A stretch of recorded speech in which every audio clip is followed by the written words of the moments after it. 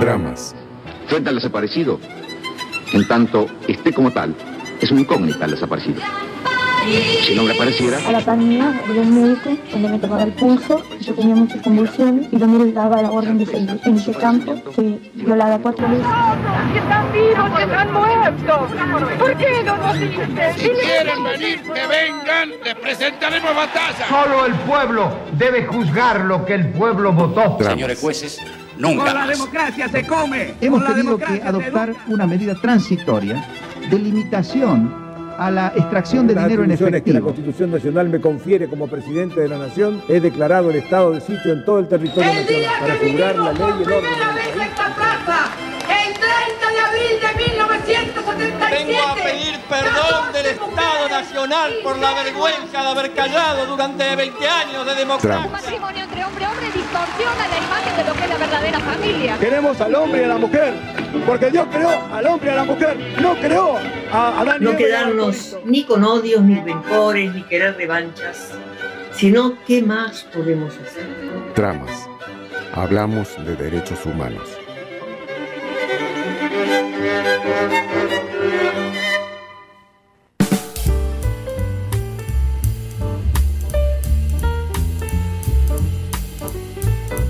Muy buenas tardes, estamos aquí en FM Cacán en una tarde otoñal, diríamos, un poco de viento, un poco de nubes. Buenas tardes Alba, buenas tardes Leo, buenas tardes a quienes nos estén escuchando. Hola, buenas tardes a todos. Compañeros, sí, se te escucha. Ahí, sí, se escucha bien. Y ahí viene el potrillo que lo estaba llamando recién. Bueno. Sí, acá yo te escucho. No sé si del otro lado se escucha. Ahí está, ahora sí. Faltaba el botón. Buenas tardes, querida oyentada de Tramas. 670065, las líneas de comunicación con FM Cacán, la mejor escuchada. Así es. Bueno, estamos en 18 de agosto. Ayer, en esta costumbre o mala costumbre argentina, ¿no? De celebrar las muertes, festejar las muertes o tomar como aniversarios de nuestros próceres, digamos, la fecha de fallecimiento. Pero bueno, como sea, digamos, se celebraba el día de José de San Martín, el que llamamos el padre de la patria, y digamos, tantas otras cosas así, digamos, en ese sentido de heroicas. Y se me ocurrió, digamos, a modo un poco de reflexión, ¿no? Digamos, ¿qué hemos hecho nosotros como sociedad, más allá de esto, ¿no? Del nombre, del libertador, del padre de la patria, a ese que valoramos, ¿no? Como el principal héroe y prócer de nuestra independencia, al que según la ideología de quienes gobiernan lo ponemos, lo sacamos de los billetes, al que en Perú se lo recuerda como el fundador de la libertad del Perú, el fundador de la República, algo similar en Chile, y que estuvo en nuestro país, que no era nuestro país, eran las Provincias Unidas del Río de la Plata, nada más que 12 años. Llegó a estas tierras en 1812 y se exilia, en realidad eso es lo que ocurre, en 1824, para no volver más. Y no es porque no haya querido volver, sino que por la sociedad o por lo menos los dirigentes de aquella época no se lo permitieron. Digamos, corría real riesgo su vida y bueno, eso le impidió volver. En 1829 intentó un regreso, digamos, ante un poco la anarquía que había en estas tierras. Digamos, en esos años, en ese tiempo, el general Lavalle, que era su subordinado, había derrotado y fusilado al gobernador de Buenos Aires, Manuel Dorrego, y, digamos, San Martín intentó, digamos, ver qué es lo que podía hacer para pacificar, digamos, lo que se venía y lo que se vendría después hasta principios del siglo XX, ¿no? De estas luchas intestinas y estas peleas, esta guerra civil, digamos, que hubo en nuestro país, o en esta geografía. Y es así que bueno, San Martín, que había estado, digamos, acá en el puerto de Buenos Aires, arriba de un barco, nada más quiere bajarse y regresar, se termina volviendo con una respuesta, digamos, a esa idea de no convertirse en un Lavalle y diciendo, bueno, que él nunca iba a desenvainar su espada para combatir a sus paisanos, ¿no? O sea, nunca iba a convertirse en una especie de policía y matar a, digamos, los propios argentinos o quienes estaban viviendo en estas tierras. La reflexión es un poco eso, ¿no? Nada más que en 12 años todo lo que hizo, en realidad, digamos, fue hasta 1822, o sea, 10 años que se produce la entrevista de Guayaquil, y ahí le entrega el ejército a Bolívar, y a partir de ahí, digamos, regresa a Mendoza, cuestiones administrativas, fallece la esposa, bueno, unas cuestiones ahí, y decide irse a Europa para no volver nunca más, y creo que recién en 1950 se hace la repatriación de sus restos. La reflexión iba un poco a, bueno, lo que pudo hacer nada más que en esos 10 años, y por otro lado, cómo hemos tratado, digamos, al que llamamos, ¿no?, el padre de la patria, el libertador de América, y, digamos, otras frases, títulos, que en los hechos parece que no se han materializado, ¿no? Digamos, pudiendo haber tenido a semejante personaje, protagonista de nuestra historia en nuestro país, en nuestras tierras, digamos, en ese momento, quienes tomaban las decisiones, digamos, lo ignoraron o prefirieron, digamos, que estuviera ahí en una especie de exilio, antes de que estuviera en estas tierras, no sé, opinando o molestando a ese nuevo establishment oligárquico, conservador, que manejaba la política y la economía de estas provincias unidas del Río de la Plata. ¿Qué tenías, Albita, vos? Bueno, yo me jugué como mujer Bien. a destacar las mujeres que acompañaron a San Martín en el cruce de los Andes. ¿No fue solo?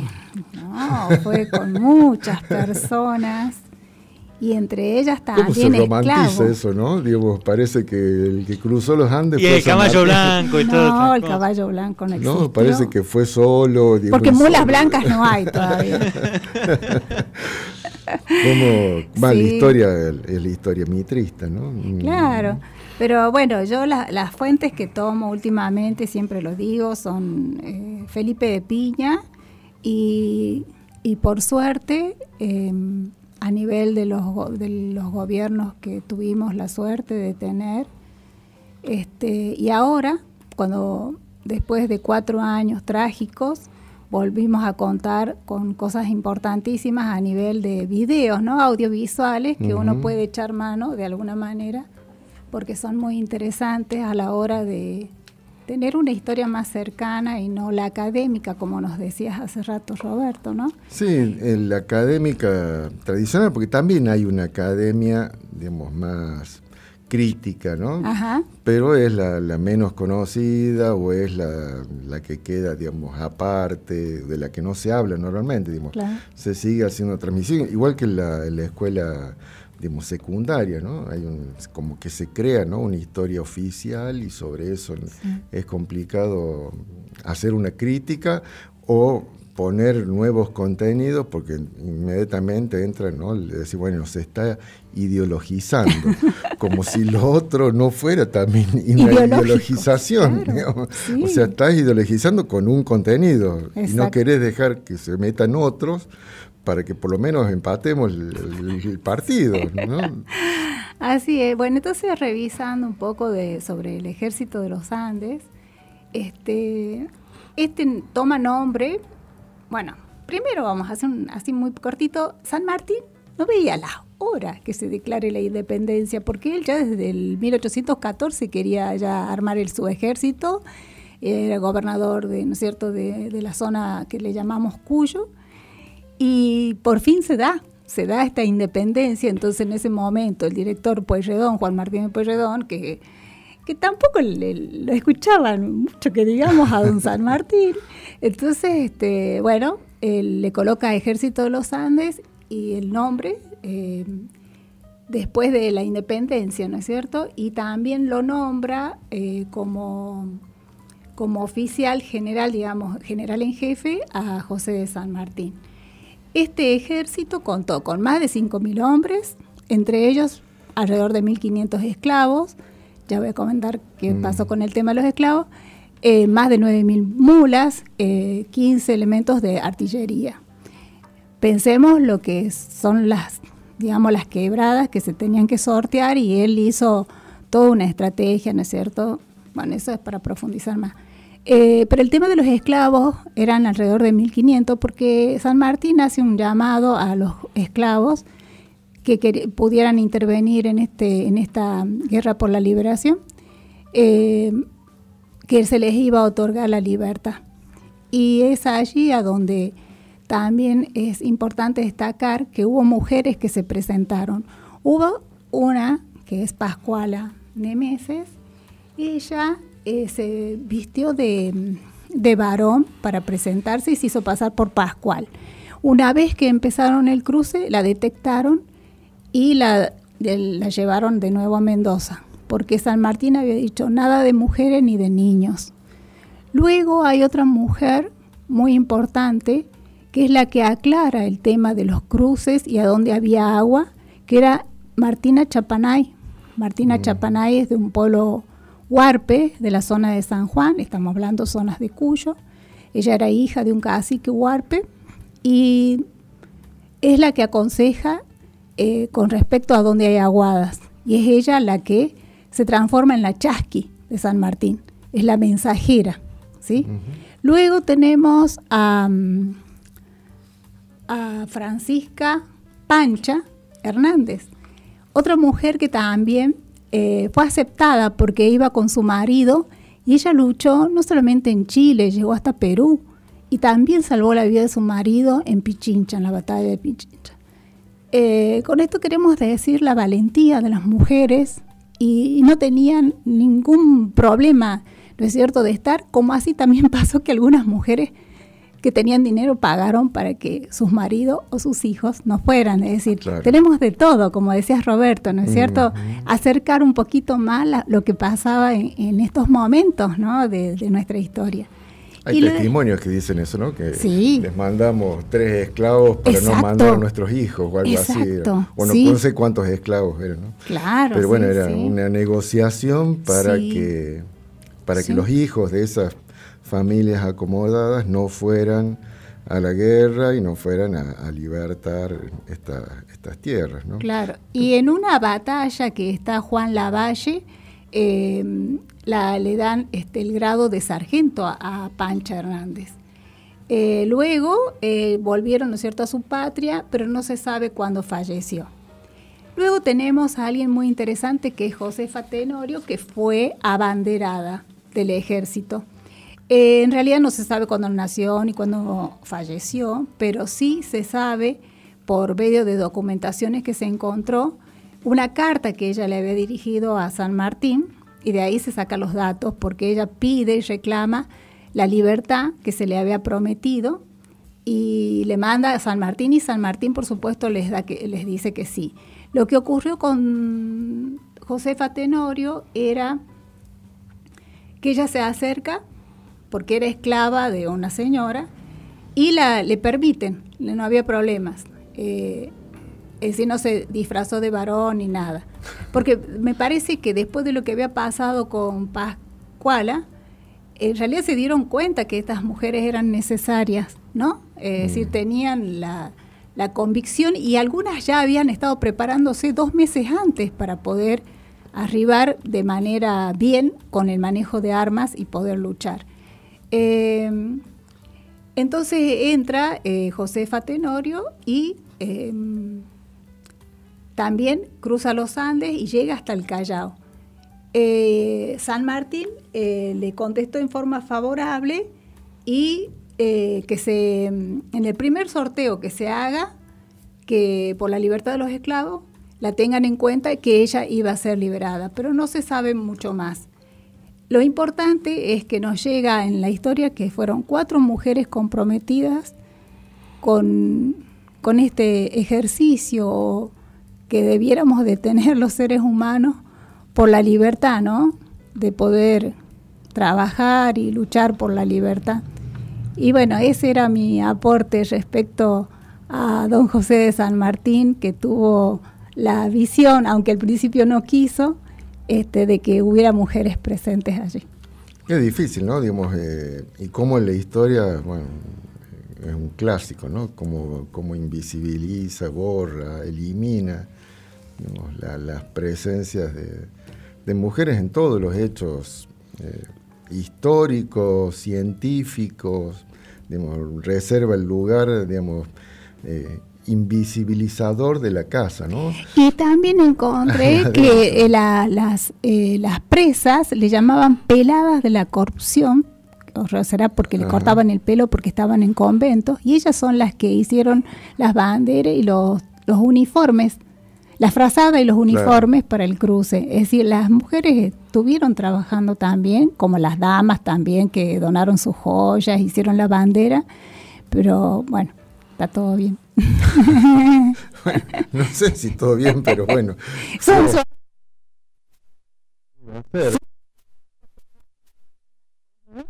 Un mango parece, ¿no? Sí. No, o sea, era terrible la campaña esta militar de San Martín, desde la más absoluta soledad, ¿no? Digamos, sin ningún apoyo, aunque después cuando ganó, bien sacaban fotos, digamos, querían entrar en los cuadros, digamos, en ese momento no había fotos, pero pintame a mí también ahí. Yo me paré en la parte de Dorrego, la Valle y San Martín, y lo poco que voy recogiendo de toda esta...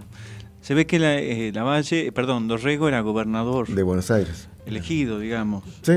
Y la Valle, por una cuestión con Rivadavia, ¿puede ser? Claro, estamos ahí en la disputa de qué porque país. Rivadavia, no nos olvidemos que fue el primero que toma deuda externa. Sí, pero tenemos la situación, digamos, política era dirimir qué tipo de país, si va a ser un país unitario, va a ser un país federal, y en eso es donde estaba, digamos, enfrentado una parte de la sociedad, sobre todo, digamos, la capital, o no la capital, digamos, porque no existía la capital, pero sí gobierno de Buenos el Aires. Gobierno de Buenos Aires, o los porteños, o parte de los porteños, digamos, de esa oligarquía terrateniente, digamos, que tenía el control del puerto, con, digamos, los que estaban en las provincias y decían, bueno, acá si vamos a hacer un país hay que repartir. No es que vos, digamos, todo es tuya, digamos, todo lo que generaba el puerto, porque en ese momento muy pocas industrias, no existía, digamos, un sistema industrial, era todo artesanal, y lo que se parecía a una industria era la cuestión de la carne, que eran saladeros, o sea, no había nada armado, digamos, ni como estructura ni con nada. Entonces, vamos a armar algo con quiénes. Bueno, las provincias que habían, Jujuy, Salta, Tucumán, Catamarca, que ya existían. Después el Chaco no existía, la Patagonia no existía como territorio, como provincias. Lo más, digamos, aquí me apabulla, ¿no? Porque Lavalle estuvo a la orden de San Martín en Chile y Perú, y sin embargo, después aquí San Martín dice, ¿no? Son unos muchachos sin juicio, hombres desalmados, ¿no? Frente al fusilamiento de Dorrego. Claro. Sí, bueno, eso es un... ¿Cómo se va transformando, ¿no? ¿Cuánto habrá visto también San Martín? Y esto lo quería recalcar porque siempre, digamos, del mismo modo que venías diciendo de San Martín, de verlo en Robert en una forma más amplia, porque siempre se lo ve como militar, poniéndose todas las armas, pero yo creo que era un hombre muy sensible, un tipo muy complejo y muy completo además. Yo siempre trato de poner de manifiesto, siempre de resaltar las máximas amerceditas, que de alguna manera son un legado para todos. Aunque fueran escritas particularmente para su hija. Y la primera de todas es humanizar el carácter y hacerlo más sensible. El respeto por todas las religiones también, aprender a guardar un secreto. Hay un montón de ser tolerantes, el desprecio por la mentira y el amor por la verdad. O sea, cuántas cosas encerraba este hombre, este personaje, que frente a la hecatombe que estaba viviendo el país, claro, no le quedaba otra que molestar, siendo San Martín. Sí. Siendo como era, ¿no? Me lo imagino. Yo lo veo casi también como además de un militar, como un gran intelectual. Sí, seguramente. Y bueno, cuando hacías mención a estas máximas, también pensaba, digamos, que es la necesidad de ese hombre padre y ausente, ¿no? Digamos, porque se casa con su esposa muere mientras él no estaba ahí, digamos, no conoce a su hija hasta que se va al exilio, digamos, no compartió nada casi de lo familiar, porque, bueno, estaba en otra cosa, digamos, enorme también, digamos, pero me parece que ahí hay un legado, obviamente, que quiere dejar, pero también me parece que hay una necesidad de decirle, bueno, no sé, perdóname, discúlpame, digamos, una cosa así, digamos, de decirle a su hija cuando podría haber estado o hubiera sido necesario que estuviera, no pude estar, o elegí estar en otro lado, o las circunstancias me llevaron a otro lado, o no había quien me reemplazara en esta cuestión de nada menos, ¿no? que la liberación de América, pero también ahí hay me parece una cosa humana, ¿no? De esa necesidad de decirle... Por lo menos te dejo esto. Sí, digamos, de tratar de compensar esa ausencia o ese tiempo en que no pudo estar en esa cuestión, digamos, familiar, ¿no? Bueno, no sé quién no estoy haciendo un juicio por San Martín, no sé quién para hacerlo, digo, pero me parece que hay algo de eso ahí en esas máximas que son, digamos, fantásticas, son, digamos, como una especie de legado. Eso, yo tengo que agradecer de que en mi casa, más allá de que no había biblioteca, porque no había, mis hermanos estudiaron como pudieron, la única que tuvo algún libro fui yo, pero mi papá, como siempre fue peronista, en mi casa había todo lo que se refería a los aniversarios, como vos decías, del 1950. Así que en mi casa yo tengo mucha bibliografía de rescate histórico, ¿verdad? Y tengo una, es que son maravillosas las encuadernaciones, ¿no? Para la época y para que sea popular, porque todos recibían eso. En cada casa se tenía eso, ¿me entendés? Sí, sí. Libros que, bueno, hablaban de Evita, bueno, que siempre, la contra siempre te mandaba diciendo cosas feas, ¿no? Pero en mi casa tengo todo eso, y eso cuando vos decías de las máximas, yo tengo ese libro guardado, viste, cada tanto uno lo saca, y es una belleza, realmente. Yo pienso que algunas personas que nos estén escuchando, capaz que también. Bueno, en mi caso hay gente que quizás se cambia, se muda y por ahí se van tarde. Incluso hay una máxima que en donde cita a un autor inglés, se llama Stern. Yo leí la novela, se llama Las peripecias de Tristan Shandy, un libro disparatado. Vos te lo imaginás, digamos, a San Martín leyendo ese libro, que es literatura. Por eso digo, qué hombre tan completo, porque no cualquier militar, digamos, creo que a partir de una obra literaria, después se la transmite a su hija. Quiero decir, hay que tener cierta complejidad, cierta algo en el espíritu para que, digamos, algo de poeta, ¿no? Algo de artista tendría que tener. Capaz que me excedo un poco en esto, pero yo creo que el tipo era sensible, era frágil por dentro, a pesar de que de ser un hombre de armas tomar, ¿no? Pero él cuenta también en este libro que estábamos viendo hace rato, de los cuentos del abuelo José, le cuenta a su nieta que su papá no era rico, pero quería ascender dentro de lo que era el ejército y no le permitían porque no tenía plata y qué sé yo, y sufrieron, ellos eran pobres, y dice, le daba a entender que ellos en su casa tampoco eran una casa de biblioteca, libros. Entonces esa sensibilidad ya la traía él también de su mamá, de su papá, que querían que tengan educación. Sí, yo creo que sin sensibilidad no hubiera sido lo que fue o lo que sigue siendo, ¿no? Sí. Hacemos la primera pausa, ¿sí? Y ya regresamos.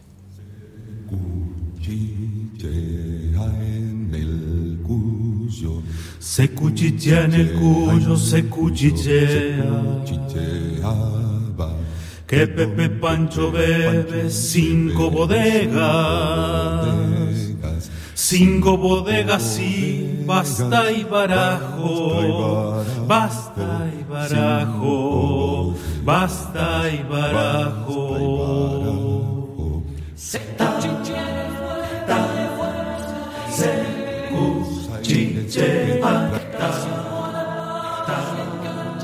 que la traición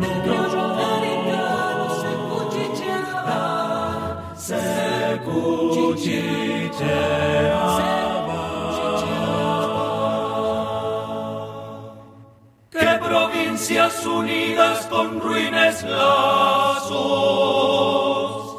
teniendo envido y truco se van al mazo. Basta ya, basta y basta.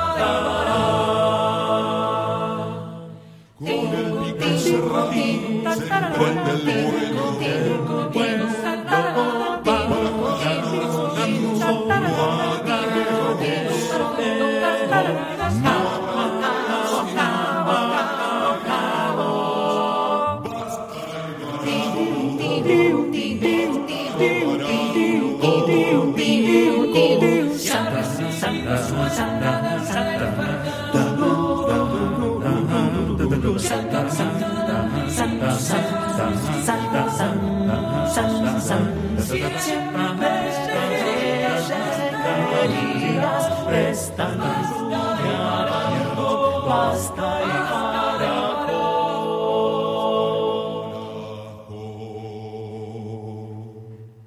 Tanto se cuchichea con tal malicia, que el caballero andino se ha desbocado y sí, basta y barajo, basta y barajo, basta y barajo, basta. Tumbo, tumbo, tumbo, tumbo, tumbo, tum, tum, tumbo, tumbo, tumbo, tumbo, tumbo, tumbo, tumbo, tumbo.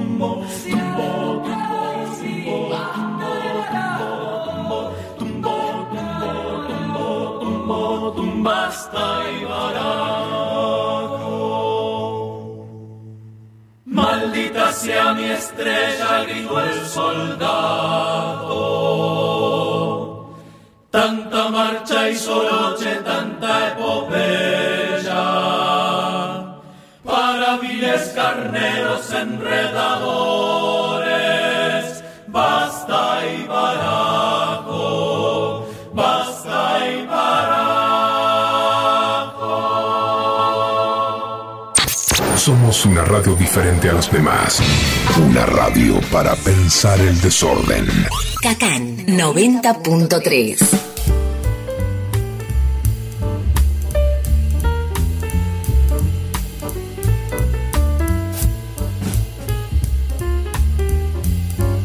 Estamos de regreso acá en Cacán. Escuchamos parte de... Yo creí que era Opus 4. No. De una cantata que se llama Cantata Pepe Pancho. Pepe por José, Pancho por Francisco. Es una obra de Elena Ciró y de Damián Sánchez, que le puso música. Se la hizo aquí en Catamarca, en el coro, de ahí la conozco a esta obra, de hace muchos años, cuando estaba el coro de la provincia, creo que todavía sigue el coro de la provincia.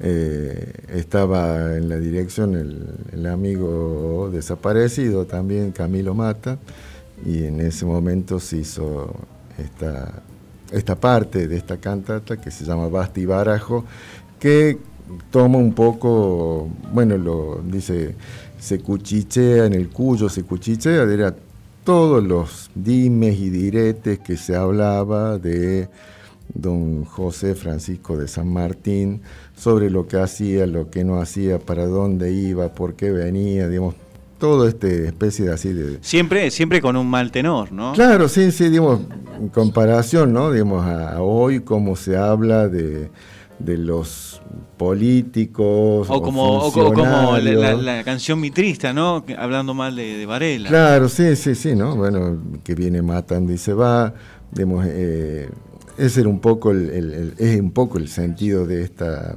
canción, mientras también todo lo que se hablaba, digamos, como si fueran las redes sociales, claro, que en ese momento, los diarios, mientras el tipo estaba armando el ejército, había creado una especie de industria ahí donde hacían los cañones, los armamentos, o sea, realmente lo que hizo ahí en Cuyo mientras estuvo como gobernador fue... O sea que ya las malas lenguas también habían... Es como ahora, digamos. Así, también digamos, azotaron al personaje de San Martín. Totalmente. Sí. Igual que ahora, con las herramientas que habían en ese momento, ¿no? El chumerío, el direte, por eso, bueno, dicen que se toma 5 bodegas, o sea, como era un borracho, digamos. Bueno, todo bajándole el precio, digamos, tratando de instalar como que era esto, alguien que no iba a hacer nada bueno ni para Mendoza, para Cuyo, ni para estas provincias unidas del Río de la Plata. Bueno, eso era lo que escuchábamos recién. Pasaron las PASO. El domingo pasado estuvimos votando, ahí, digamos, nuestra provincia.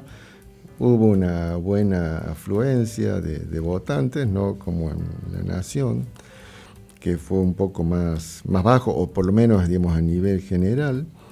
Y creo que de alguna manera todos, o una buena parte, hemos estado comentando, hablando, charlando, escuchando, leyendo, digamos, tratando de interpretar qué pasó, qué nos pasó, o sea, de cómo este personaje, Milei, de verlo, ¿no? Como un desaforado, un loquito, alguien que, digamos, que no tenía mayor relevancia, digamos, se convirtió en eso que Cristina hasta no hace mucho, digamos, hablaba de que esta elección iba a ser una elección de tercios, y que, bueno, concretado esa premonición, o por lo menos esa intuición, o digamos esos datos que Cristina manejaba, ¿no? O sea, más o menos un 30% de Milei y un 30%. Yo sinceramente Juntos por el Cambio. Un 30%. Como mucho estipulaba un 7. Sí, yo digo más un 10, entre un 10 y un 20, pero digamos esto, ¿no? Ha llegado a un nivel que bueno, es, digamos, realmente... Es preocupante. Sí, digamos, desde un punto de vista, o del punto de vista, digamos, subjetivo, uno dice, sí, es preocupante. Desde otro, tratando de ir a un lugar un poco más amplio, más abstracto, bueno, es alguien que está representando a mucha gente. 7 millones creo que son. 30% de los votantes, no es, digamos, como para, digamos, decir así como tan suelto que son todos locos, es una expresión, ignorantes, etcétera. Sí, casi son 7 millones de argentinos, argentinas de todo el país que han buscado el voto, han elegido esta lista. Incluso, digamos, aquí en Catamarca, digamos, también he visto eso, digamos, que sobre todo chicos y chicas iban a buscar los votos a la sede del partido de Milei porque no las encontraban en las mesas. Digo, ese análisis así primario me parecía fantástico, aunque no me gusta lo de Milei, pero, digamos, ha logrado un poco el ideal de todo partido, ¿no? De entusiasmar a la gente y que la gente misma busque defender a esa idea que está ahí detrás, que no sé hasta dónde está defendiendo una idea, o está defendiendo el personaje, o está poniendo algo que es muy difícil de determinar en esa persona, porque también casi nadie sabía quiénes son los digamos, más allá de Milei como figura presidente. Claro, Milei es como una figura central, pero es él y nada más que él. Es la figura única, ¿no? Digo, porque nadie sabía quién era el candidato a gobernador por la lista de Milei, o la candidato a intendente o a diputados, etcétera. Hablando, digamos, de Catamarca, y me parece que en todo el país, digamos, pasaba lo mismo. Veían en los medios en ese día tratando de averiguar quiénes eran los que habían ganado aquí, digamos, porque más allá de la figura, digamos, de Milei, nadie sabía quiénes eran. ¿Quiénes acompañaban? Claro, sí, quiénes estaban en la lista, ¿no? Buscando teléfonos, o sea, quién lo conocía, porque realmente no había. Ahora, quizás el señor de apellido Basallo en la zona antártica nos pueda develar esta situación. La pregunta es, digamos, ¿hasta qué punto la figura del presidente en todo lo que es el juego democrático y el poder democrático es tan representativa como para que esta cantidad de votantes, digamos, lo elija, lo tome, pero como figura única? Sí. Digamos, ahí vamos a tratar de desarmar. Como si el presidente fuera, digamos, lo único y exacto. Digamos, y las cámaras, las gobernaciones, etcétera, fueran cosas, bueno, en las que, bueno, no participarían. Importa. Claro. No importa quién esté. No importa quién esté, claro. Me parece como primera cosa que pensaba incluso ese mismo día cuando volvía de acá, de los festejos que hubo con el triunfo, por lo menos aquí en Catamarca, de Unión por la Patria, de decir, bueno, hasta dónde funcionó esta idea o estrategia eleccionaria de desdoblar, ¿no? De desdoblar las elecciones. O sea, la mayoría de las provincias decidieron anticipar las elecciones como una forma, digamos, de proteger que no se mezclara, digamos, los votantes al momento de elegir a quién iban a votar, que no se mezclara lo que había ocurrido en la provincia o lo que venía ocurriendo en la provincia con lo nacional, ¿no? Digamos, entonces, bueno, se hicieron varias elecciones, digamos, gobernador, intendentes, diputados provinciales, senadores provinciales, concejales, etcétera, digamos, cerrando, haciendo una elección nada más que con lo que tiene que ver en la provincia. Bien, y en ese sentido ahí se vio, digamos, que las propuestas, digamos, de la lista de Milei no tuvieron casi relevancia, no aparecieron.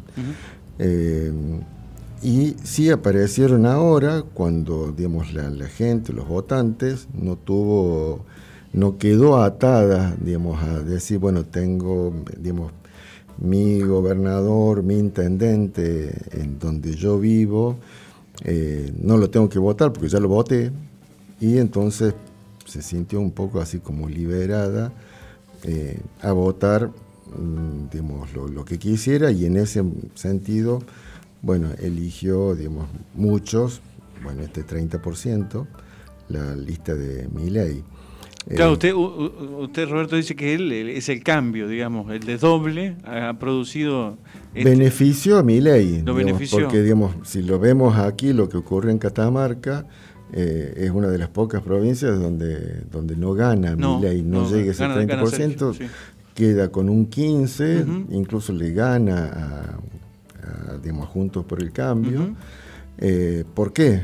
Bueno, porque hay una gran cantidad de votantes que metieron un poco la lista completa, claro, de acompañaron. Unión por la Patria. Claro, es una manera de traccionar, digamos. Claro, sería exacto. la palabra. Sí, digamos, esa atracción no existió en la mayoría de las provincias que adelantaron, y bueno. Está muy buena aplicación. Está por bien. un lado, sí, digamos, es un arma de doble filo, digamos, porque también ahora es como que se ha metido como la posibilidad de que el partido de Milei con ese 15% tenga una representación en la Cámara de Diputados. Entonces también va a entrar o entraría, si se repitieran los mismos números en las próximas elecciones, y habría una representación ahí del partido de Milei en nuestra Cámara de Diputados. Así que bueno, no sé, digamos, no estoy diciendo que está bien o que está mal, sino que digo, bueno, es lo que ha ocurrido, lo que uno puede llegar a ver. Y lo otro, digamos que, bueno, hay algunos audios que también vamos a compartir. Lo que venía pensando es que ha habido como un voto racional, y con ese voto racional se ha intentado competir contra el voto bronca, ¿no? Este voto bronca, que es un voto emocional, digamos, enojado, que viene arrastrando frustración tras frustración, digamos, desde este inicio de estos 40 años de democracia, ¿no? Digamos, que vamos pasando de gobiernos, y el pueblo va depositando confianza en distintos espacios políticos, en esta especie, digamos, de alternancia, digamos, de partido radical, peronismo, vuelta al radicalismo, a vuelta, digamos, de un radicalismo derechizado con lo que es el PRO, y no ha habido como una respuesta concreta o definitiva contra los problemas grandes que tiene la Argentina, o por lo menos, no sé si el argentino, sino el ciudadano, la ciudadana común, digamos, no ha tenido respuestas, sobre todo en lo que es la economía, digamos, porque alguna vez decía Cristina que la economía es la que define qué es lo que va a votar, y si la gente le está mal en la economía, va a votar cualquier otra cosa, pero no va a votar al partido que está en la ejecución, por lo menos, de un plan económico. Y en ese sentido se ve ahí, ¿no? O sea, el gobierno actual digamos, no ha sabido dar una respuesta ni a la inflación, ni a la situación económica de la gran mayoría, medio como que se ha quedado, ¿no?, en una especie de gobierno conservador, neoconservador. No ha sido lo que en algún momento fue el kirchnerismo, que generó políticas, que negoció, que tuvo, digamos, corrió riesgos, a algunos le salió mal, como lo del 1050, digamos, pero corrió un riesgo para enfrentar a los poderes, sino que, bueno, es como una especie de gobierno administrativo que administró lo que ocurría de buena forma, como la pandemia, pero como que no se arriesgó en algunas cuestiones, como por ejemplo lo de Vicentín, que me parece que ahí hubo una intención que podría haber dado algún resultado o cambiar, digamos, el sentido del gobierno, y se quedó ahí en volver, ¿no?, en chancleta. Iba a expropiarlo, ¿no? Claro, sí, o sea, por la deuda que tenía Vicentín. Sí, con un crédito que había dado el gobierno de Macri, exorbitante también, sin ninguna garantía. Bueno, toda una cosa que daba como para iniciar una expropiación y que el Estado entrara a competir. A jugar en el mercado de los cereales. Exacto. Y a poner precio y a, digamos, regular. Estuvo por ahí de la pandemia, eso fue, claro, ahí nomás de la pandemia. Sí, ahí estuvo. Entonces, bueno, ahí hay una cosa que me parece que hay que por un lado, bueno, pensar, y me parece que rápidamente hay que empezar a tomar, digamos, decisiones, porque digamos, octubre no falta nada, y tenemos que, digamos, empezar a hablar de qué es lo que se va a hacer y no tanto de qué es lo que está diciendo este personaje Milei. Ahí hay unos audios, escuchamos el primero. Es de, bueno, Alfredo Serrano Mancilla, que es un economista, asesor, es el director del CELAC, del Centro Estratégico Latinoamericano de Geopolítica. Tiene un programa de radio en la 750, si por ahí enganchan, creo que los fines de semana. Pero este gallego lo banco. Lo escuchamos. Otra lección que saco es que ganó el Fondo Monetario Internacional y ganó el Poder Judicial. Ganó la proscripción a Cristina. Esto se hizo con este objetivo de que ella no participara como electora de una y otra manera, hasta intentando matarla, y ganó la doctrina del Fondo Monetario Internacional. Otra cosa que para mí es importante es que perdió las ideas del centro. El centro no existe hace mucho tiempo en América Latina. Hace mucho tiempo, ni en América Latina ni en casi ningún lugar del mundo. Es una ficción. Y creo que los que intentaron ir por la avenida del centro, ideológico y político, pues no sé ahora a dónde estarán mirando, y creo que es otra lección relevante. Otra más, Víctor Hugo, es que la política no siempre tiene apoyos y hay alianzas por arriba. Me explico. A veces las estrategias de ciertas fuerzas políticas es solo tener alianzas entre gobernadores, siempre con estructuras por arriba. Y pareciera que no se dan cuenta que la ciudadanía vota de una manera distinta y está muy disociada de lo que ocurre en esas instancias, y yo creo que tanto para Unión por la Patria como para Juntos por el Cambio deben aprender esta gran lección. Bien, ahí escuchamos al amigo Alfredo Serrano, que bueno, ponía esto, ¿no?, lo del partido judicial, digamos, de eliminar de la participación a, bueno, alguien que es indudable, que tiene una participación, una incidencia en la población desde un punto de vista político, de Cristina Fernández de Kirchner. Claro, de alguna manera los bloqueos que han hecho... Sí, bueno, aparte, digamos, de lo del FMI, hablaba de Cristina, digamos, o sea... El bloqueo claro, es un bloqueo también. Sí, o sea, evitar que ella pueda participar,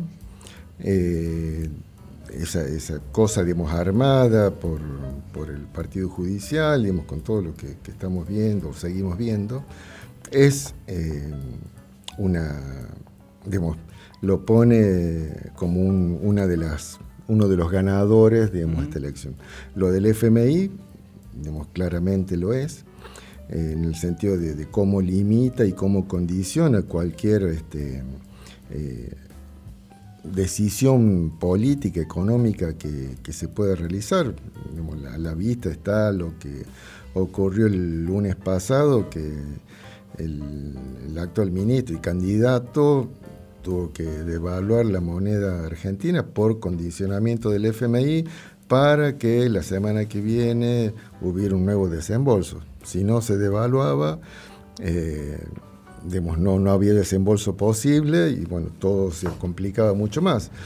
Y en un programa de hace unos días escuchamos, ¿no?, de cómo el fondo quería que esa devaluación fuera del 100% y desde acá se defendió ese 20%, si todo el lío que se armó, con el dólar y etcétera, sobre todo con el precio de las cosas que consumimos a diario, ¿no? No sé, el pan, la leche, verduras, carne. Es evidente la presión que tiene el gobierno.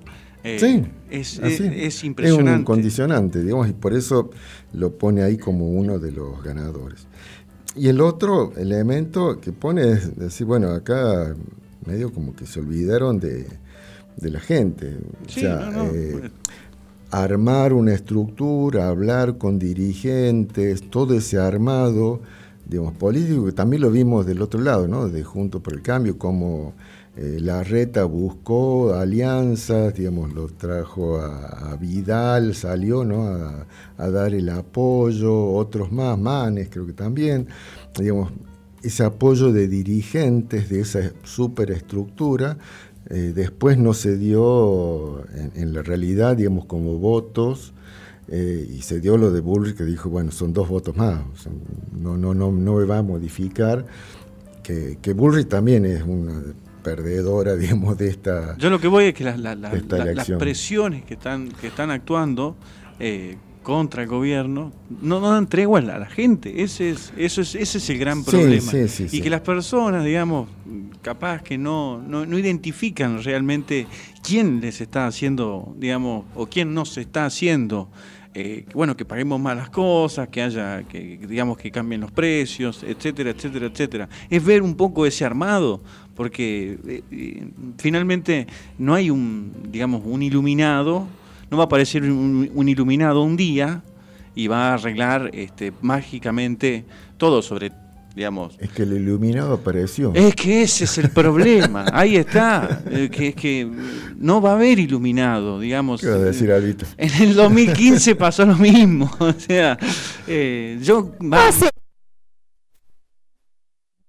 una persona que entregó su cuerpo, su alma, su intelecto, ¿sí?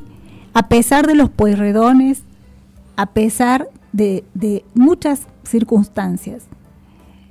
Después tuvimos otros grandes personajes en la historia que fueron acorralados por los grandes, nosotros les llamamos empresarios, el establishment, las multinacionales, los 5 dueños del mundo, y acá nosotros no tenemos las fotografías de los Pagani, de los dueños de la Serenísima, no tenemos las fotografías, tenemos las marcas nada más, que es la que vamos a comprar y sacar de las góndolas. Exactamente.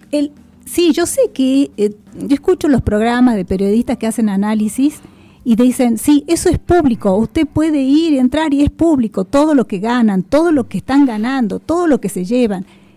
Pero las personas no entramos comúnmente a esos espacios, ¿me entiendes? Entonces los diarios hegemónicos nunca te lo van a poner en sus páginas, y los que no cuentan con esa posibilidad, que son menos, por eso la radio es tan importante. Las radios, por favor, las radios son importantísimas porque son las que más llegan para poder aclarar que los Pagani, que se me va Masteloni, son los y acuérdense de Biolcati cuando se mofaba, ¿no es cierto? Cuando se mofaba y nos decía que iban a importar leche, ¿se acuerdan? Bueno, todo eso por suerte está grabado en la memoria de uno. Ahí sí puede entrar y saber quiénes son estas malas personas que son que comen. Si la audiencia es cristiana, ahí van a saber cuáles son los pecados que tiene esta gente. Es bueno. Entonces llega un momento en que por más que hagamos análisis, compañeros, la cosa no está llegando al estómago. Exacto. ¿Sí? Ayer pregunté cuánto sale el maple de los más grandes, porque los más chiquitos no lo compres porque no tienen nada adentro.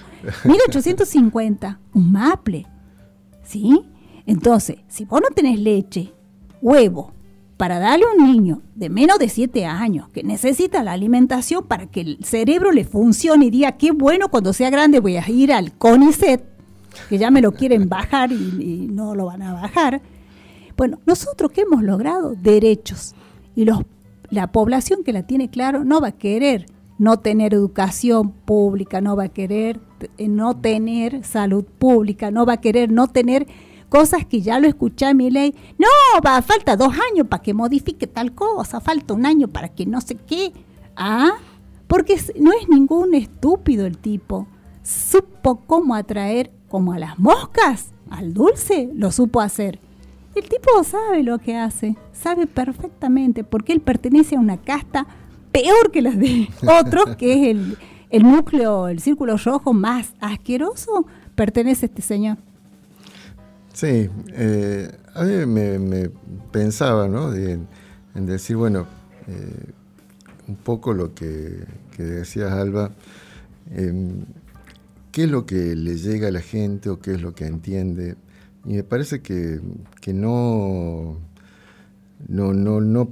tiene o no tiene el tiempo o está demasiado preocupada en la supervivencia cotidiana de si me alcanza para comprar esto, comprar lo otro, o dónde consigo una changa, o cómo estiro los ingresos que tengo, como para ponerse a hacer una comparación o ponerse a leer si lo que dice tal candidato es posible, es potable, es beneficioso.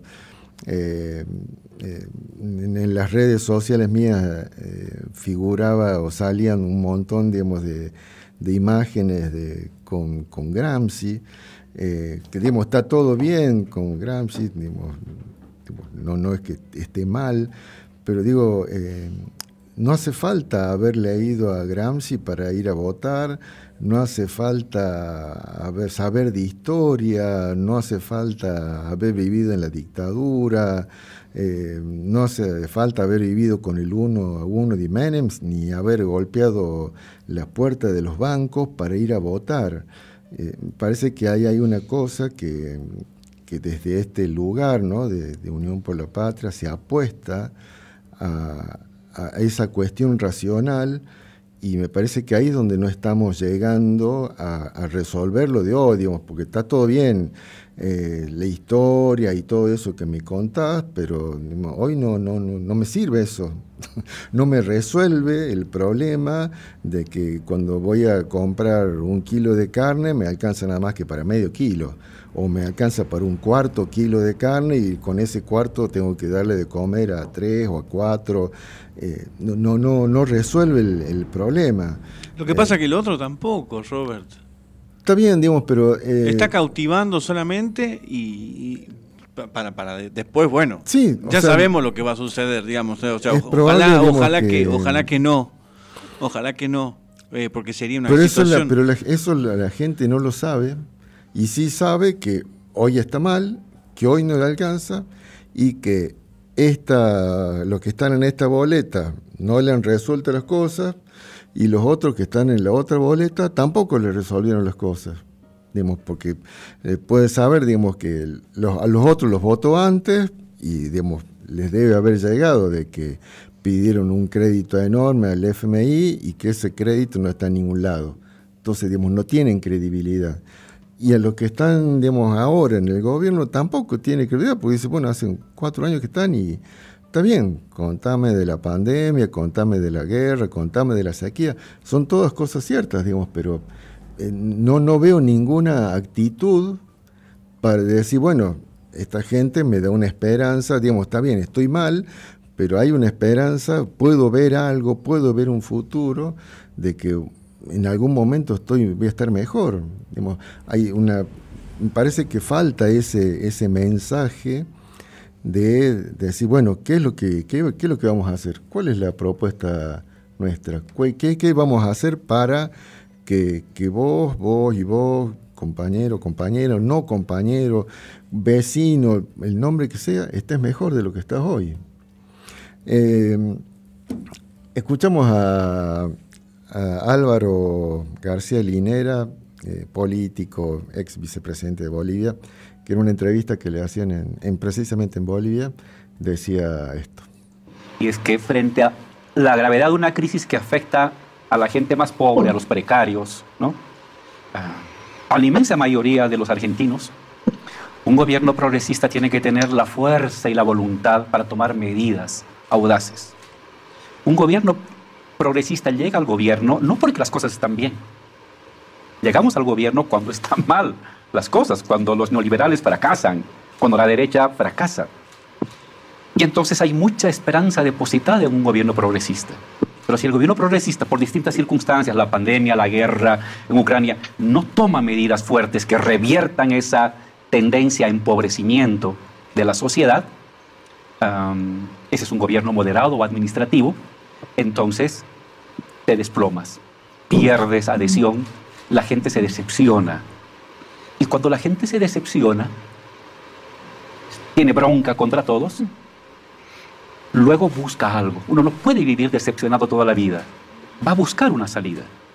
Y si el progresismo, que es la izquierda, digámoslo, en sentido boliviano, en Argentina, no te da una solución práctica, efectiva a tu malestar, a tu frustración, a tu empobrecimiento, la gente va a virar hacia salidas que te ofrezcan, aunque de manera ilusoria, una salida rápida. Y eso es Milei.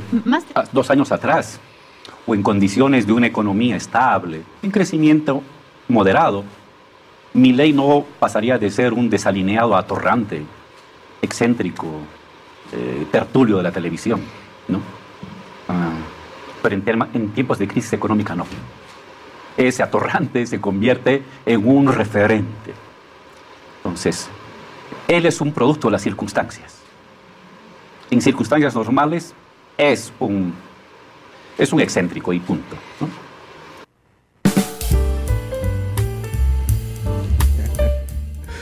Bueno, ahí escuchamos. Qué acertado el análisis, ¿no? Sí, Súper bueno. acertado. Creo que en Latinoamérica una de las voces o pensadores de nuestra realidad más brillante, uno de tantos, es Álvaro García Linera, ¿no? Bueno, y ahí nos ponía...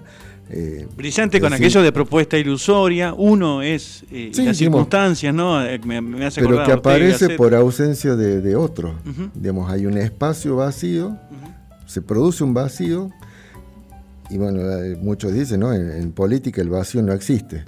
Cuando se produce eso, alguien lo ocupa, alguien toma eso, digamos, y toma esa necesidad que está insatisfecha, y bueno, y eso es lo que hace esta persona, Milei, ¿no? Digamos, toma ese vacío de respuestas, de preguntas que no tienen respuesta, y les da una respuesta que es cualquiera la respuesta, o sea, no tiene ningún sentido, son todas irrealizables, digamos, leía que quiere eliminar el artículo 14 bis, o sea, no tiene idea de lo que significa, digamos, eliminar, no es que va a hacer un decreto y va a firmar. Eliminar de la Constitución. Claro, o sea, no puede hacer eso, digamos, tiene que hacer una reforma constitucional, y para hacer eso necesita, bueno, toda una cosa en el Congreso, digo, no es que como que él por ahí, no sé, lo he escuchado también, que piensa que puede gobernar por decreto.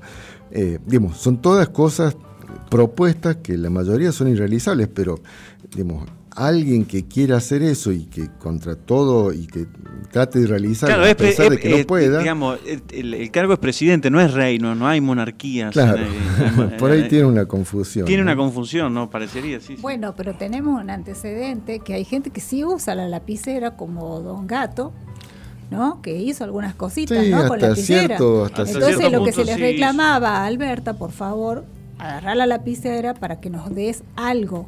algo, por favor. Y no lo hizo. No sé en qué momento nuestro presidente, después de haber hecho algo que no nos vamos a olvidar nunca, que es salvarnos la vida, porque eso no nos tenemos que olvidar nunca, porque negoció, estuvimos mal con gente que nos hizo mucho daño, y él pudo salir y hacer, no sé qué es, algo pasó ahí, hubo un quiebre, no entiendo. Sí, o bueno, es la idea, digamos, de él, digamos, de una persona de... Por ahí nosotros pensamos o deseamos, digamos, que fuera alguien más progresista de lo que es, ¿no? Digamos, pensando de que, bueno, había sido bendecido por Cristina, etcétera, y que iba a ser un gobierno similar o parecido al de Néstor, claro, o al de con un poco más de choque, ¿no? Y, digamos, fue muy conservador, muy administrativo, digamos, muy correcto, demasiado correcto. Yo creo, sin embargo, que digamos, para ver el vaso medio lleno, hay una gran oportunidad en este tiempo, hasta octubre. Sí. Por lo menos en manos de este gobierno y sobre todo de Massa. Creo que tiene en sus manos, digamos, la oportunidad, teniendo el cargo que tiene, de virar, de cambiar, digamos, de hacer una gran mejora, que eso, bueno, impacte en el resultado después, ¿no? Ahí escuchamos a otro pedacito de García Linera que precisamente habla eso, de una propuesta. Y yo siento que el principal debate, y eso hablaba ayer con la radio argentina, no puede ir por el lado de decir alto al fascismo. Eso no le llega a las personas. Ese es un debate ideológico. Hay que llevar el debate ideológico a lo concreto y a lo práctico. Hay que ir a la economía. ¿Cómo resuelve un gobierno progresista la inflación? ¿Cómo lo resuelve? Ahí tiene que centrarse en estos 2 meses. Para responder a un tema que le aflige a las personas, tienes que tener 10 segundos para responderlo. Si en 10 segundos la gente no te entiende, fracasaste. Cuando yo lo oigo, por ejemplo, lo oía a Larreta, ¿cómo va a resolver la inflación? No, es que vamos a ver, vamos a regular ciertos precios y vamos a invertir acá. Anda, ya pasaste 10 segundos. Cuando lo oigo al ministro Massa intentando explicar de que va a haber el mecanismo con el Fondo Monetario, se pasan tus 10 segundos y no entendiste nada. ¿Qué te dice Milei? Voy a dolarizar. No es una solución, pero es una respuesta concreta e ilusoria a un problema concreto. Milei parte de una falsedad contrafactual, que es que la inflación se debe a que se emitió demasiado dinero. El FMI, hace 15 días ha sacado un informe donde explica la inflación mundial y te muestra que no es un problema solamente de demanda, un tema monetario, es también un problema de oferta. ¿Y qué ha pasado? Ha habido problemas en las cadenas de suministros, pero los empresarios han subido sus precios, más allá de los costos de producción. Y lo dice el Fondo Monetario Internacional. Es un tema de demanda y es un tema de oferta. El progresismo no ha agarrado el toro por las astas. No tiene una respuesta concreta. Yo que respondería en una circunstancia así, los empresarios son culpables de la inflación. Voy a ajustar a los empresarios. Voy a congelar los precios durante 2 años, estos y estos y estos y estos y estos. Porque ellos están ganando más de lo necesario, más de lo que corresponde a su inversión. Entonces, si tú no vas con enemigos concretos y propuestas concretas a un problema concreto y cotidiano de la inflación, estás perdido. Entonces, lo que yo ahora le reclamo con un cariño y humildad infinita al progresismo argentino es sintonizar con la gente, sintonizar con los jóvenes, con los trabajadores precarios, con la gente de las villas, con los que siempre votaban por el peronismo y que ahora están comenzando a alejarse. Hay que volver a recuperar ese voto. El pueblo siempre es mayoritario y gana, pero para él no tienes que irle a masajear temas de fascismo. En política siempre tienes que tener un adversario. Un adversario no es el Fondo Monetario Internacional, es muy abstracto. Mi adversario es Milei, porque Milei no tiene poder hoy por hoy. El adversario es el culpable de la inflación. Ponle nombre y apellido al culpable de la inflación. Ponle nombre y apellido al culpable y al responsable de que suba el dólar. Yo creo que el progresismo tiene que recuperar sus banderas y su método de trabajo. No puede estar contentando a todos. Ahora, difícil. Unos culpables y unas víctimas. Víctimas el pueblo, unos culpables, unos pocos avivados. Identifiquemos y ajustemos para que en estos 2 meses el peronismo y el kirchnerismo, que tantos logros sociales ha llevado a la Argentina, recupere parte de sus banderas y no esté a la defensiva frente a un Milei que aparenta tener soluciones concretas y prácticas a problemas concretos.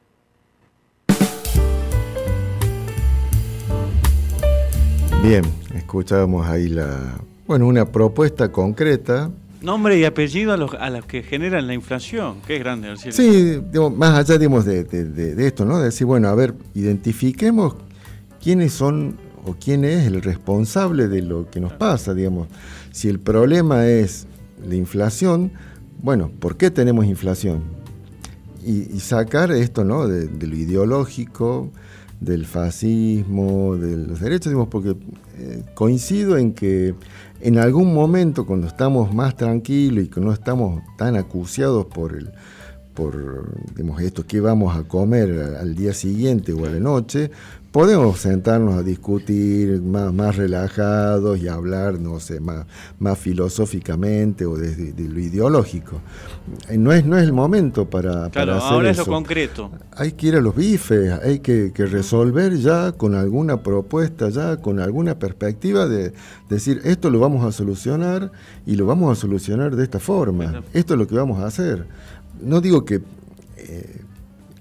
no sé quién para decir nada en realidad, digo, pero como propuesta, no de decir, bueno, en octubre se va a terminar la inflación, digamos, porque eso es como lo que decía Macri, en 5 minutos resuelve la inflación.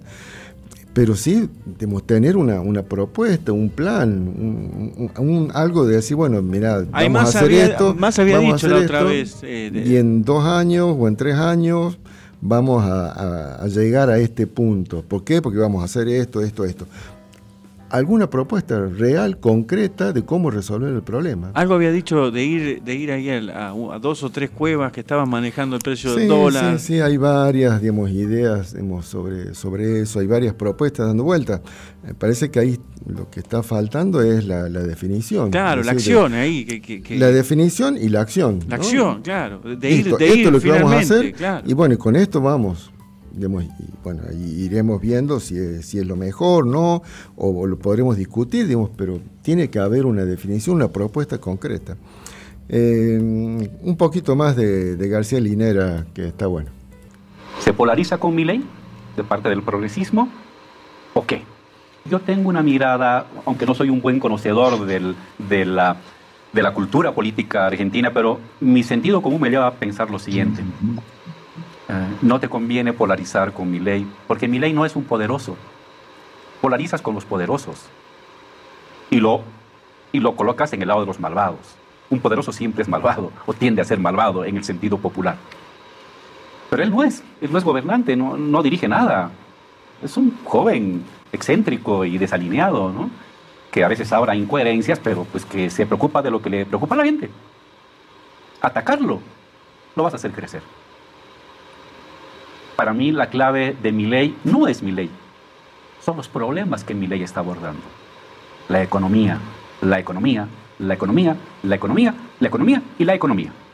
La inflación, el empleo, la devaluación. Esos son los problemas que Milei, por eso crece. Luego puede decir cualquier pachotada, es terrible, es un desaforado ese hombre, ¿no? Insulta, dice cosas contradictorias, contrafácticas, pero sobre estos 3 temas tiene respuestas muy concretas, contundentes y prácticas que horadan el sentido común de las personas. Ahí hay que ir al problema de fondo, que es lo que ha inflado y elevado la espuma de Milei, la economía, no él. Otros dicen que hay que atacarlo a él, hay que mostrar de que es incoherente. En mi lectura a distancia y respetando la cultura política argentina, creo que eso lo va a hacer crecer. En la cultura boliviana, atacarlo a Evo el año 2003 lo hizo crecer. Evo no era poderoso, era un campesino. Y cuando lo atacaban, lo hacían crecer. Cuando uno no tiene poder, no lo ataques, porque la gente lo va a defender. Cuando es poderoso, atácalo. Pero ahorita Milei no es poderoso.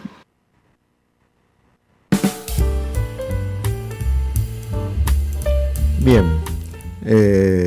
Bueno, eso, dejemos de hablar de este desaforado y enfoquémonos en buscar propuestas propias, propuestas que busquen resolver los problemas actuales que tenemos desde nuestro pensamiento, desde este pensamiento más progresista, más de derechos, y dejar de decir, bueno, lo que propone esta otra persona no se puede hacer, o etcétera. Me parece que ahí hay una propuesta también concreta. Hago una pregunta. Sí. Al aire. Sí, pregunte. Estoy en el aire. Bueno, estamos en el aire. El presidente también es comandante. ¿Puede ser? Que se le dice comandante también de, digamos, él también es el comandante de las Fuerzas Armadas. Sí, ¿no? sí. Bueno, digamos que las Fuerzas Armadas es parte importante cuando un presidente que ha sido elegido democráticamente, él tiene, ¿no es cierto?, por decirlo muy vulgarmente, la rienda, ¿no? Sí. ¿No? Sí, bueno, sí. Con respecto a esto de que Milei no es nada, es cierto, y nuestro presidente es nuestro presidente y tiene todas las del poder popular, porque ha sido elegido democráticamente, ¿no es cierto?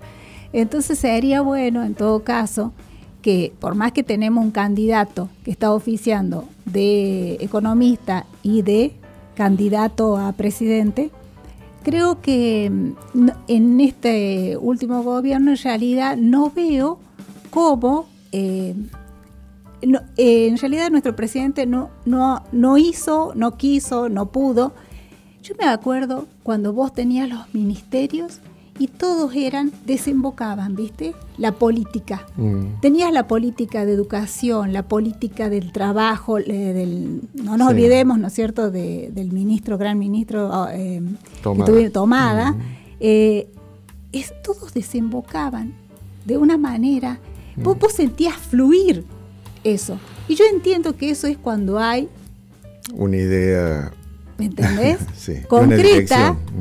Y hasta te digo que la palabra progresismo, que me suena tan débil, en eso era fuerte. Yo creo que en eso no hemos quedado con los derechos conquistados, el confort, y esos que tuvieron ese confort, y lo digo porque conozco, es feo autorreferenciarse, pero aquellas personas que son jubiladas, no son los jóvenes solamente, las personas jubiladas, que han entrado con la moratoria, han votado a Milei. Sí. Entonces, acá nos ha pasado algo estruendoso. No existe el progresismo en este gobierno, en todo caso. Sí. Bueno, y coincido también con esta ausencia del presidente, ¿no?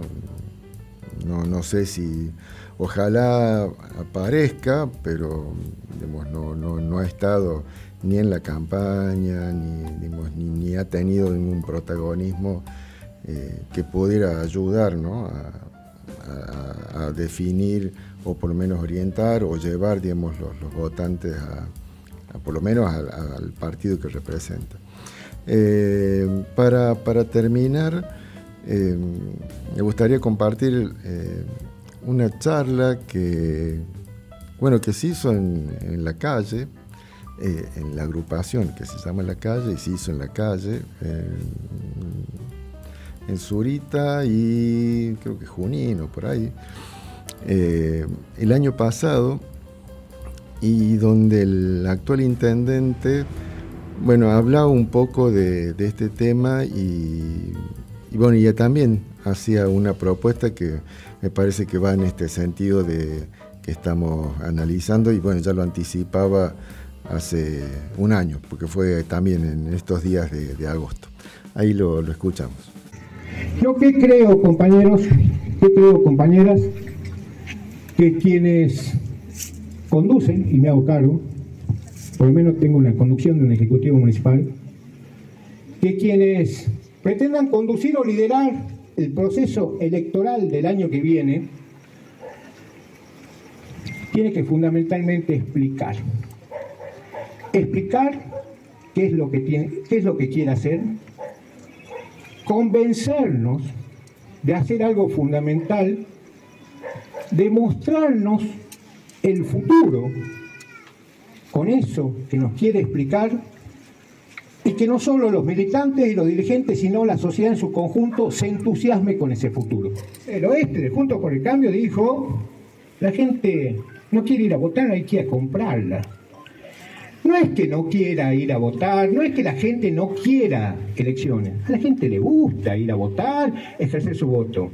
El problema es que nuestra sociedad no está entusiasmada. El problema es que nadie le explica. El problema es que no le mostramos el futuro. ¿Y sabe lo que más me preocupa, compañeras y compañeros? Que también veo militantes y dirigentes nuestros que no están entusiasmados. Y que saben que seguramente van a ir y nos van a poner el voto como compañeros, como peronistas, pero nosotros tenemos que entusiasmar con el proyecto político. Les tengo una mala noticia, compañeras y compañeros. Ya no lo tenemos al general San Martín, ya no está Irigoyen, ya no está Juan Domingo Perón. Tenemos que la dirigencia, quienes conducen, los militantes y los dirigentes, tener un propósito en común, un proyecto colectivo bien explicado, y eso exijan que le mostremos a la sociedad un verdadero futuro, y que incluso si hay que hacer sacrificios, hay que hacer los sacrificios, y que la sociedad se entusiasme. Solo así vamos a tener una sociedad entusiasmada para ir a votar, que sepan cuál es el rumbo de nuestro gobierno.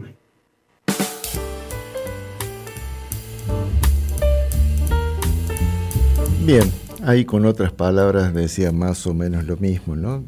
Esto de que tiene que haber un proyecto, que ese proyecto hay que comunicarlo, hay que saberlo. Claro, pero comunicarlo con el entusiasmo, dice Gustavo. Y eso es... Para entusiasmar, ¿no? Para en esta cosa también de enamorar. Digamos, exacto. Que la gente, en el sentido de decir, bueno, estas ideas, esta propuesta, la quiero, la deseo, digamos, porque entonces ahí se produce lo de... Ese contagio emocional, ¿no? Exacto. Que aludías. Que lamentablemente, y digo lamentablemente y real porque lo veo, es lo que ha generado Milei. Ha generado eso.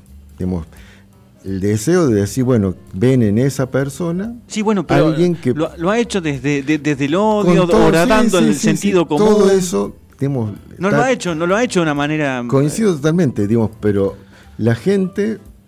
digamos, que no tiene respuestas, ve en esas respuestas sonsas, inútiles, imposibles de hacer, una respuesta, porque del otro lado no hay respuestas posibles.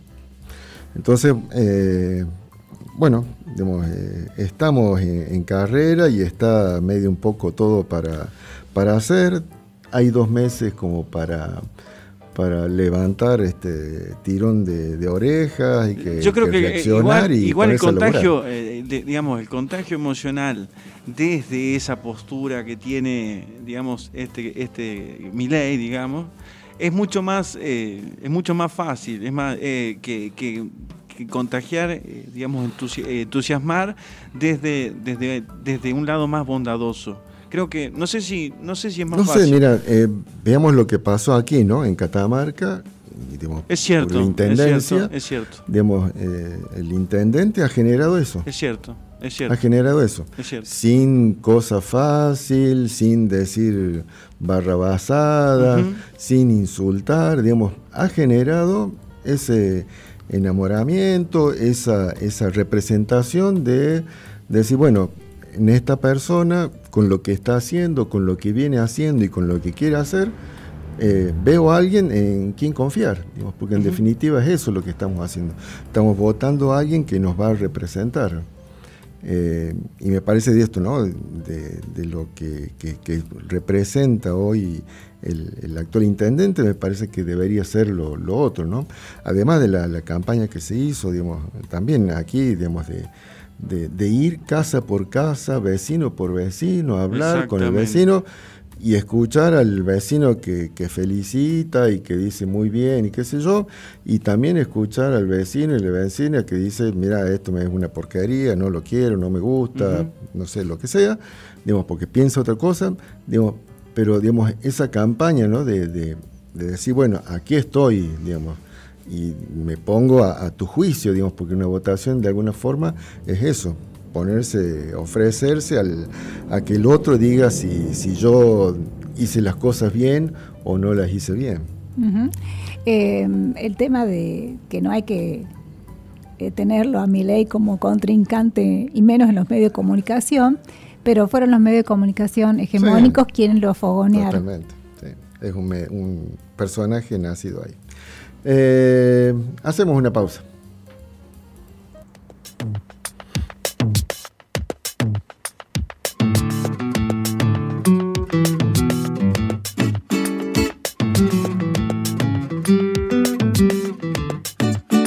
Mi canción tiene una sola razón de ser. Son ustedes. Crece desde el pie, musiquita, crece desde el pie. 1, 2 y 3, derechita, crece desde el pie.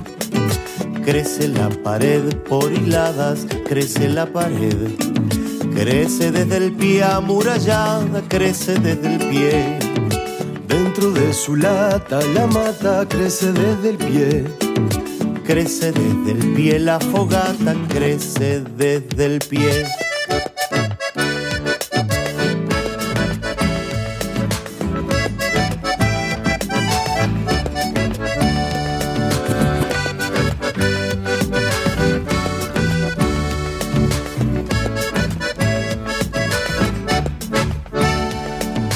Crecen los mejores amores, crecen desde el pie. Para sus colores las flores crecen desde el pie. Crece desde el pueblo el futuro, crece desde el pie. Anima del rumbo seguro, crece desde el pie. Cantan para usted los cantores, crecen desde el pie. Un poco de fe y los tambores pueden florecer.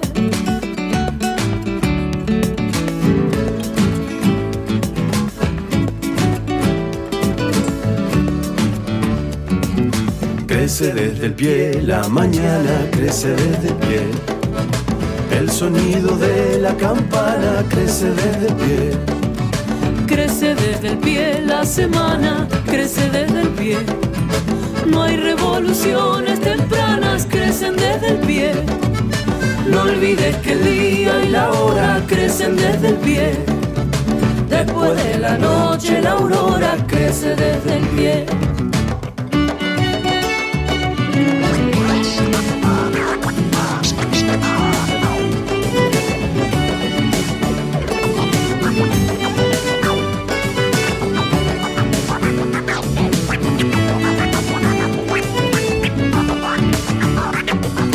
Crece la pared por hilada, crece la pared. Crece desde el pie amurallada, crece desde el pie. No olvides que el día y la hora crecen desde el pie. Después de la noche la aurora crece desde el pie. Crece desde el pueblo el futuro, crece desde el pie. Anima del rumbo seguro, crece desde el pie. Magia por donde la escuches. Cacán FM. Somos 90.3. Una radio para pensar el desorden.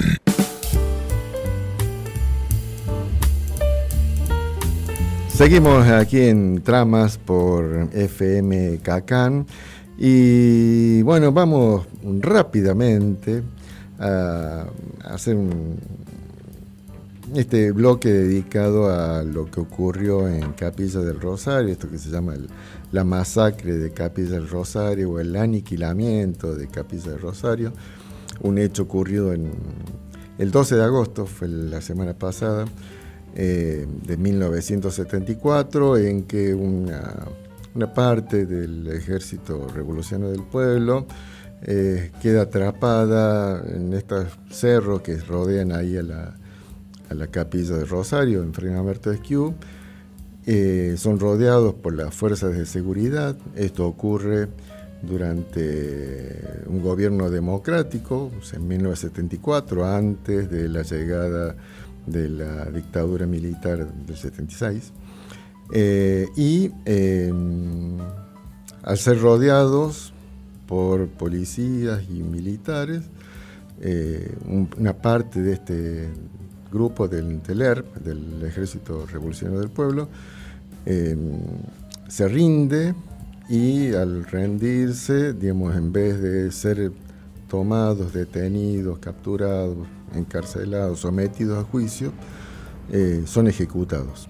Digamos, las fuerzas de seguridad disparan sobre estas personas en esta zona, digamos, agreste, de ahí detrás de la capilla. Son asesinadas, digamos, así, digamos, llanamente. Hay algunos testimonios que queremos compartir. El primero es de Ángel Gutiérrez, uno de los guerrilleros que estaba ahí apostado en Capilla del Rosario.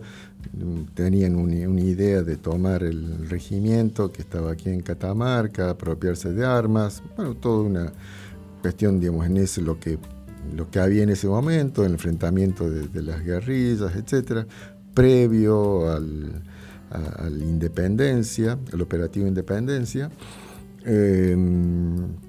Y bueno, ahí Guti o Ángel Gutiérrez relata algo de lo que ocurrió.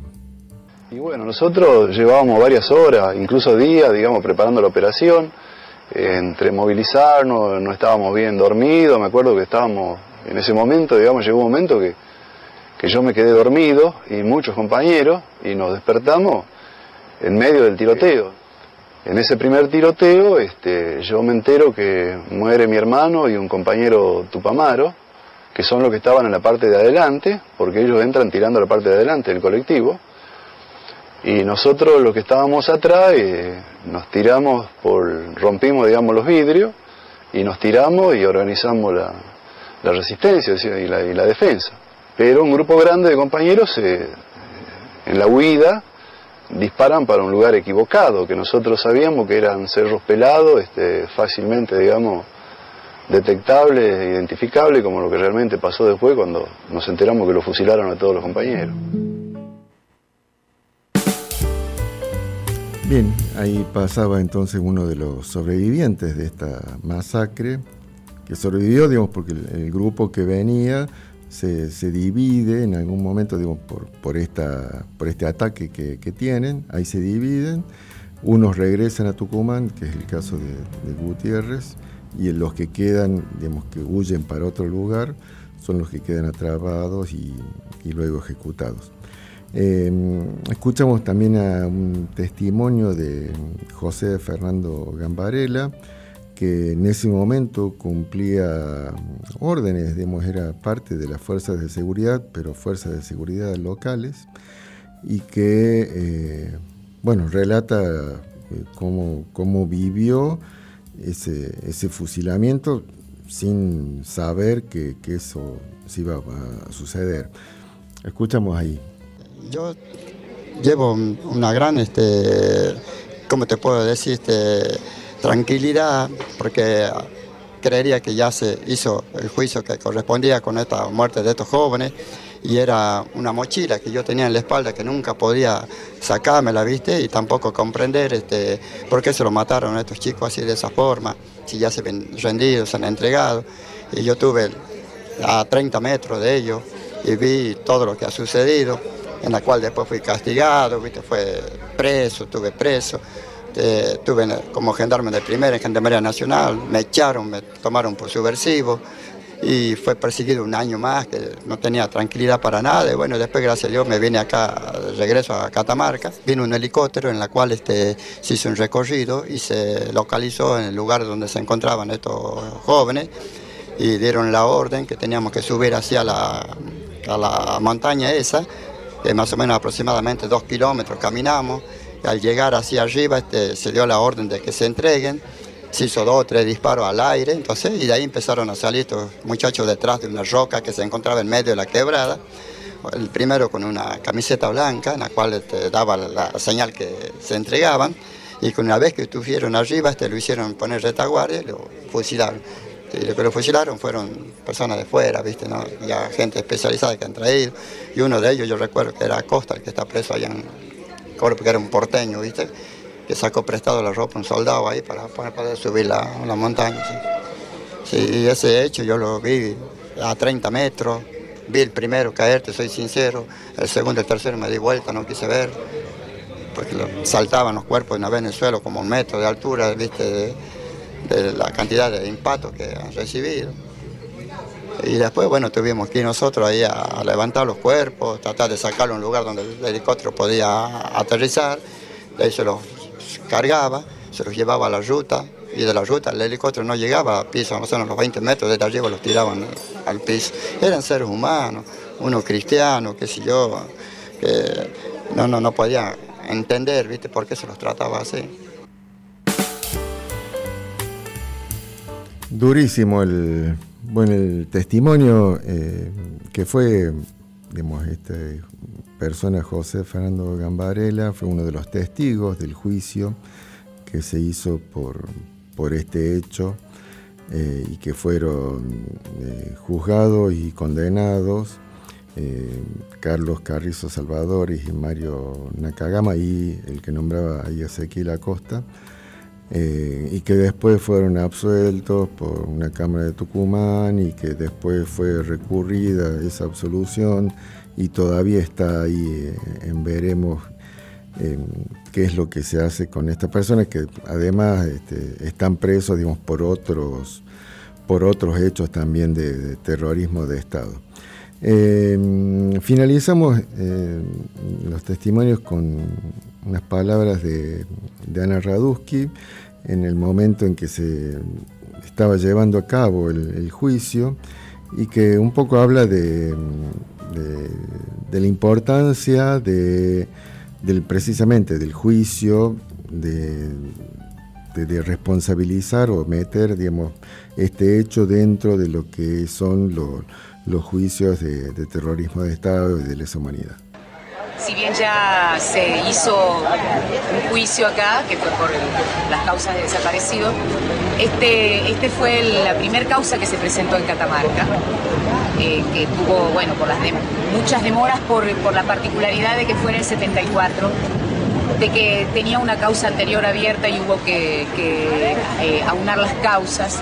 Y creo que lo que marca como punto de inflexión, y lo podríamos ligar con Trelew, es que el plan sistemático de aniquilación, el plan sistemático de terrorismo de Estado comenzó mucho antes y está ligado. Cada dictadura que termina en los lapsos de democracia que hubo en el medio de cada una de las dictaduras, evidentemente no alcanzaban para poder reformar, reorganizar, hacer justicia, y ellos seguían teniendo espacios de poder donde se seguían organizando con el poder económico y con el poder político para llegar a esta última dictadura, la más terrible de la historia. No hay hechos aislados en este tipo de situaciones, los fusilamientos, las desapariciones, no son hechos aislados en la historia que responden al exceso de uno de los militares o de un cuerpo de ejército. Sigue siendo, aún en los periodos democráticos, un plan totalmente organizado y sistemático. Esto es previo al operativo Independencia, donde Catamarca estuvo muy ligado. Catamarca no fue nunca, como podemos ver ahora, un lugar, un paraíso, un lugar aislado, un lugar donde no pasaba nada, sino por todo lo contrario, fue un lugar donde se organizó y se agloqueló el poder político y militar, que luego termina en el operativo Independencia y luego termina en la dictadura. Bien, ahí pasaba entonces Ana Radusky, bueno, poniendo un poco en contexto, digamos, la importancia de este juicio, porque también de alguna forma habilita lo de Trelew, que también fue otro hecho similar, digamos, personas que estaban rendidas y que son ejecutadas, y todo esto previo a lo que es la dictadura militar del 76. Mañana sábado se van a estar haciendo los 2 actos oficiales para recordar los 49 años de la masacre de Capilla del Rosario. Se va a hacer a las 15:30, ahí en la misma plaza de Capilla del Rosario, en Fray Mamertesquieu. Así que, bueno, están todos invitados si quieren participar. Están viniendo ex combatientes, digamos, sobrevivientes de esta masacre, así que también es un momento como para compartir un momento con ellos, como para hablar, etcétera, y bueno, ver qué es lo que están, y por ahí compartir los preparativos que seguramente se van a abordar del año que viene, que se cumplen los 50 años de esta masacre. Compañera, compañero, nos vamos, ya nos extendimos, bien extendidos. Hasta la próxima, compañeros, ¿sí? Y a la noble audiencia que nos extendimos, pero fue lindo el programa, estuvo muy bueno. Si usted lo dice. Nos reencontramos entonces el próximo viernes. Chao, chao.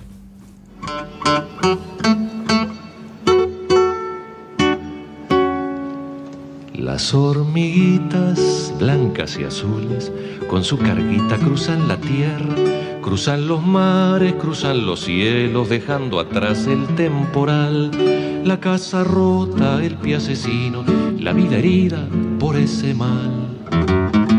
El temporal,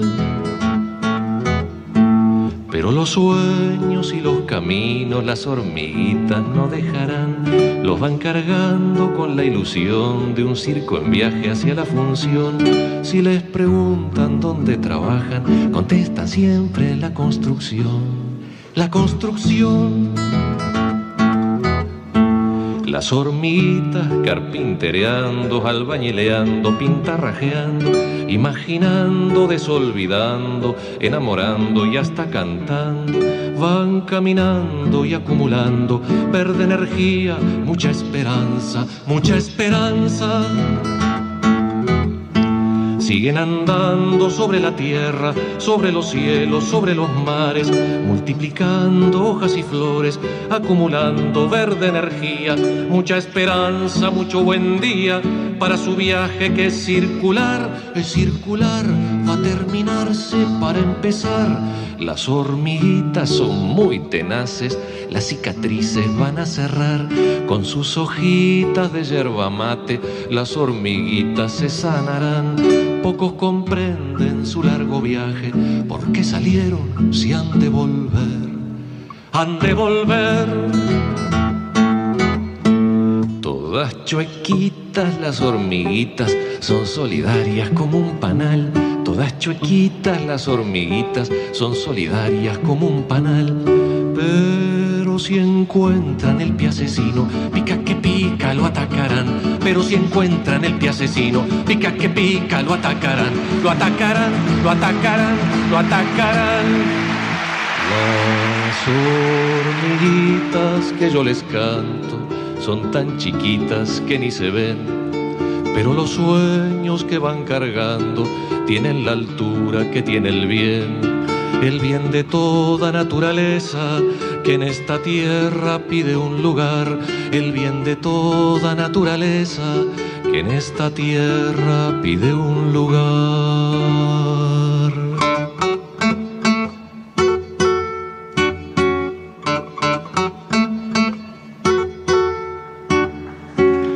Las hormiguitas nunca se pierden porque su viaje es circular. Las hormiguitas nunca se pierden porque su viaje es circular. Es tan redondo como los ojos de un ser humano al despertar. Es tan redondo como los ojos de un ser humano al despertar.